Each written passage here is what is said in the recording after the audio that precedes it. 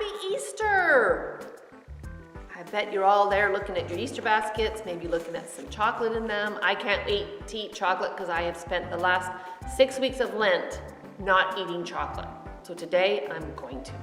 But first I want to read you a story.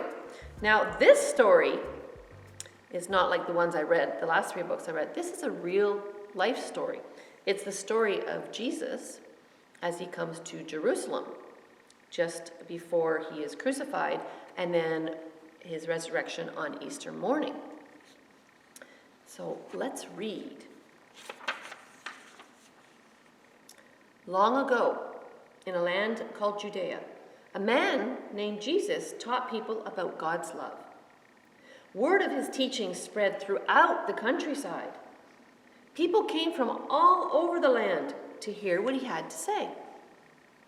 Judea was ruled by the powerful Roman Empire. The people of Judea hated the Roman rulers, who were harsh and cruel, and there was great unrest in the land. The Roman governor, a man named Pontius Pilate, feared Jesus because he thought Jesus would lead the people in a revolt against Rome. And that's not what Jesus came to do. Jesus was a very peaceful man. Jesus met with 12 of his most important followers, who were called disciples. The Passover feast is in 2 days, he said. We shall all meet then and eat together. A disciple named Judas found out that Jesus' enemies wanted to capture him.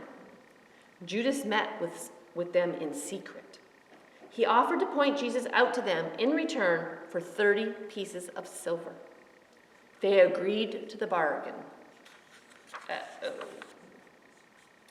Jesus and his 12 disciples gathered together for the Passover feast. Jesus looked at them with great sadness.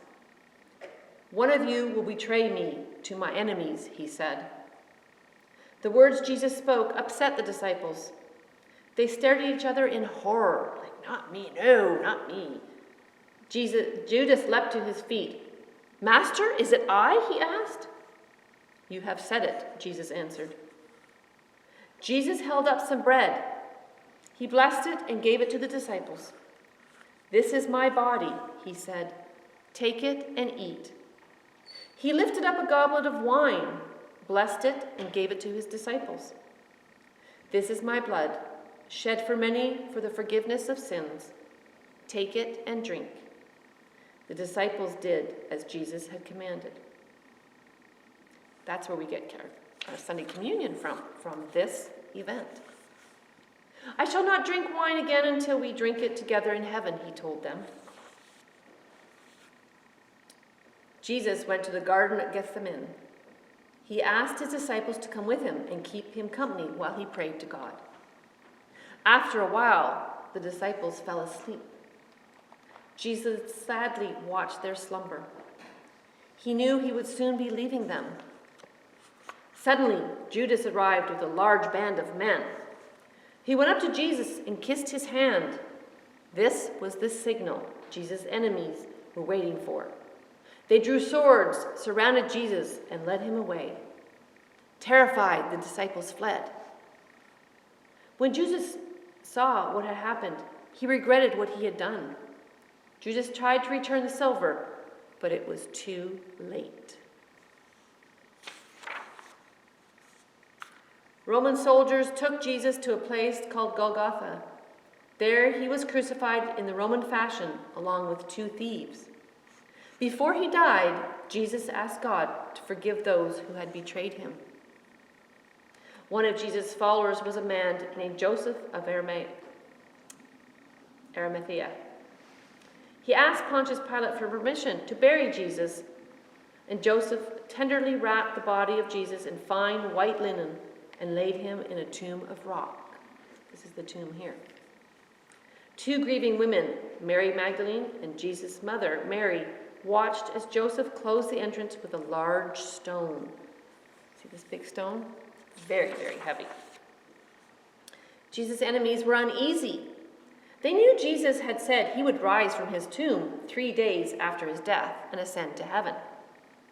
They feared that Jesus' followers would remove his body in secret, show the empty tomb, and proclaim that a miracle had occurred. To prevent this, they sent men to guard the place where Jesus was buried. 3 days passed, and Mary, the mother of Jesus, and Mary Magdalene came to visit the tomb. There they were greeted by a beautiful angel. "The tomb is empty," the angel told them. "Jesus has risen to heaven, as he said he would. You must journey north to the hills of Galilee." And there's our empty tomb. As the two women journeyed on their way, they were met by Jesus, and he greeted them, saying, "All hail! Tell my brother disciples to go to Galilee. They will see me there." Jesus met his disciples in Galilee.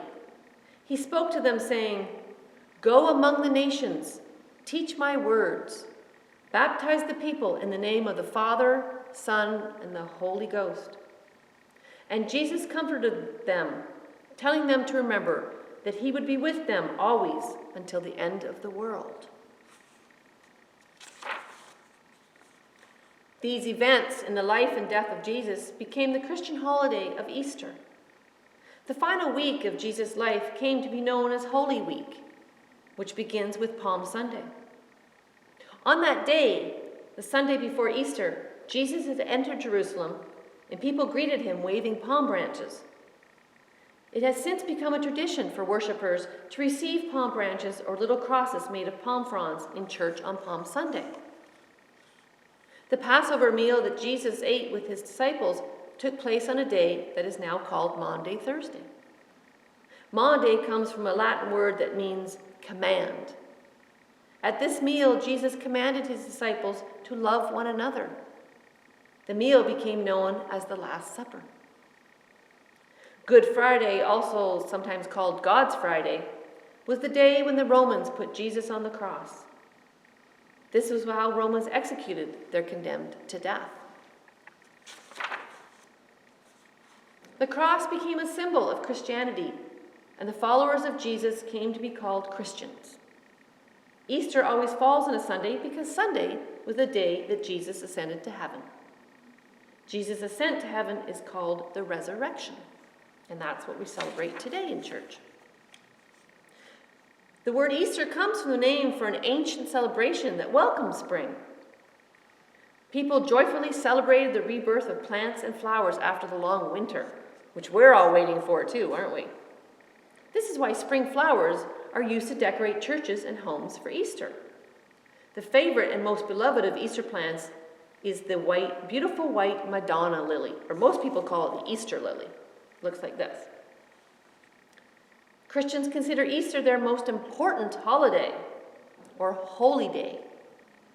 There are special church services like we had today on Easter Sunday. People wear their best clothes, or families and friends gather for a festive Easter dinner. In many cultures, eggs are a symbol of life. This is why eggs, often brightly colored, are an important part of Easter celebrations. Long ago at Easter time, people put colored eggs in grass nests made to look like bird nests.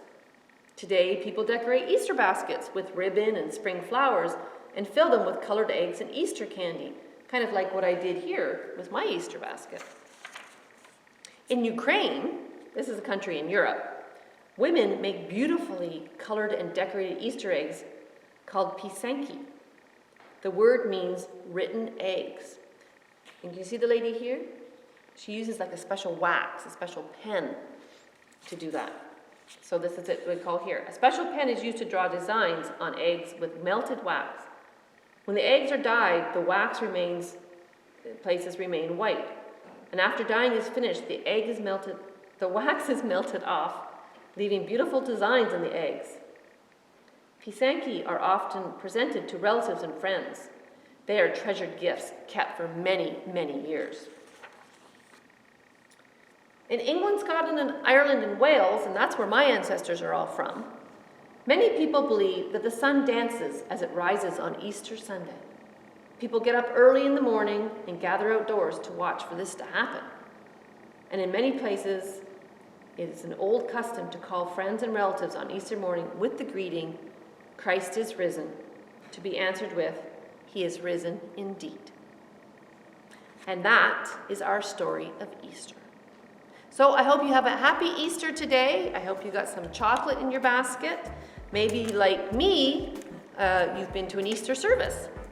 And this year a little different. Hopefully we'll be able to be together in church this year, unlike last year we weren't able to. So spring is coming, Easter's coming, and with that, I hope you all are having a joyful day, and I'll see you again soon with more Storytime videos. Bye-bye, happy Easter!